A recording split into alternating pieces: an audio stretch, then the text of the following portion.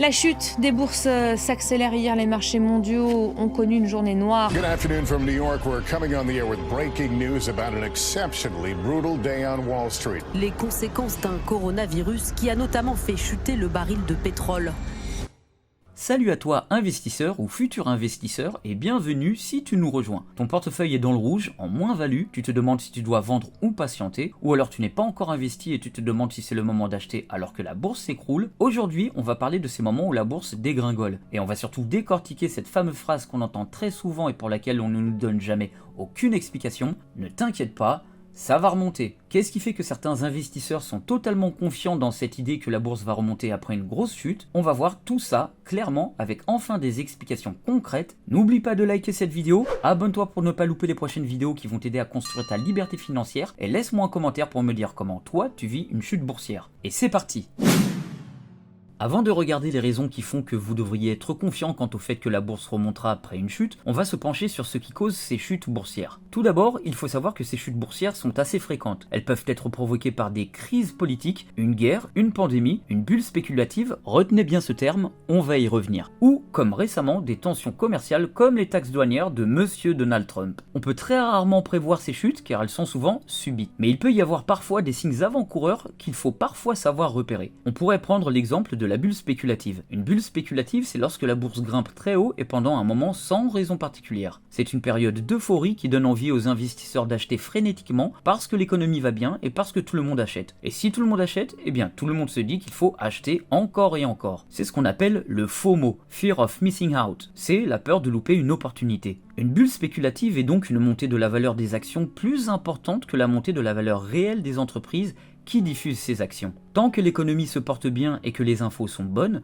la bulle continue de grossir. Mais lorsqu'une mauvaise info importante pointe le bout de son nez, la bulle peut éclater car les investisseurs qui savent qu'une bulle spéculative existe prennent peur, ce qui crée une réaction en chaîne de revente massive. Mais on reverra pourquoi revendre est à mon sens une très mauvaise idée dans une prochaine vidéo. Ce qui est important à comprendre ici, c'est que la bourse est émotionnelle à court et à moyen terme. Et cette bourse réagit à la peur, à l'incertitude et aux gros titres dans les infos. Et parfois, elle surréagit. Enfin, ce sont les investisseurs qui surréagissent. Et puisque c'est ce que tu attends depuis le début de cette vidéo, voyons enfin quelles sont les raisons qui font que certaines personnes sont convaincues que la bourse va obligatoirement remonter après une chute et un krach boursier. La première raison, c'est tout simplement l'histoire. Depuis plus de 100 ans, la bourse a toujours fini par remonter après chaque crise. En bourse, on dit souvent les performances passées ne préjugent pas des performances futures. C'est-à-dire que si par exemple une action a gagné beaucoup dans le passé, ça ne veut pas dire qu'elle gagnera pareil à l'avenir. Et ça, c'est vrai. Mais c'est l'un des seuls rares indicateurs dont on dispose au final.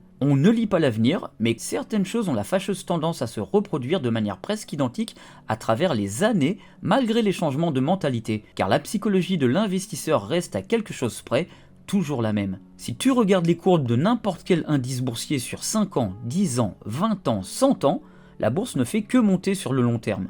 Malgré la Seconde Guerre mondiale, malgré l'explosion de la bulle Internet de 2000, malgré la grosse crise financière de 2008, malgré la pandémie mondiale de Covid-19, malgré la guerre en Ukraine et l'inflation, la bourse est au plus haut si on regarde sur 15, 20, 30, 100 ans. Les chutes, c'est sur le court terme et le moyen terme. La deuxième raison qui dit qu'une remontée suivra une grosse chute, c'est l'économie réelle. Si les entreprises continuent à produire, à innover, à vendre des produits, alors les gens vont continuer de consommer et les entreprises vont faire des bénéfices. Et si les entreprises font des bénéfices, leur valeur finit par remonter et les investisseurs prennent confiance et achètent en bourse. De plus, la population augmente au fil des années et donc augmentation des consommateurs. Un autre élément important qui fait que la bourse se relève tout le temps, c'est que les États ne laisseront jamais les grosses banques ou la bourse s'écrouler. Si la bourse s'effondre, c'est tout le système qui s'effondre et les personnes influentes et les dirigeants ne laisseront jamais ça arriver. Comme lors de la crise récente de la pandémie de Covid-19 en 2020, les banques centrales ont maintenu l'économie et la bourse en baissant leur taux directeur et en mettant plus d'argent en circulation, ce qui a aidé la bourse à reprendre des couleurs. Donc, à moins d'un effondrement total, une guerre mondiale qui impliquerait tous les pays du monde, une apocalypse, la bourse a toujours tendance à monter sur le long terme. Pourquoi ? Parce que l'économie mondiale continue d'exister et de croître. Lentement parfois, mais sûrement pour atteindre toujours les plus hauts sommets. Dans tout ça, la vraie question n'est donc pas est-ce que ça va remonter, puisqu'on a vu que toutes les chances sont de notre côté pour que la bourse remonte après une chute, mais c'est plutôt de savoir quand ça remontera et en combien de temps. En effet, parfois une chute dure 6 mois, d'autres fois, ça prend 2 ans à récupérer. C'est pour ça qu'on parle toujours d'investissement long terme. Le court terme est imprévisible, mais sur 10, 15, 20 ans, les marchés ont toujours fini par repartir vers le haut. En fait, dans tout ça, le véritable danger, c'est de revendre tes actifs lors d'une chute. Pourquoi ? Parce que tu transformes une perte temporaire en une perte définitive. Lorsque tu as une moins-value latente, si tu revends, tu auras tout à coup une moins-value réelle. Si tu n'as pas trop compris ce que je viens de te dire à l'instant, c'est normal car c'est un long sujet à développer. Donc dis-moi dans les commentaires si tu veux que je fasse une vidéo sur ma stratégie lorsque la bourse chute et quelles sont pour moi les meilleures choses à faire et à ne pas faire dans ces moments-là.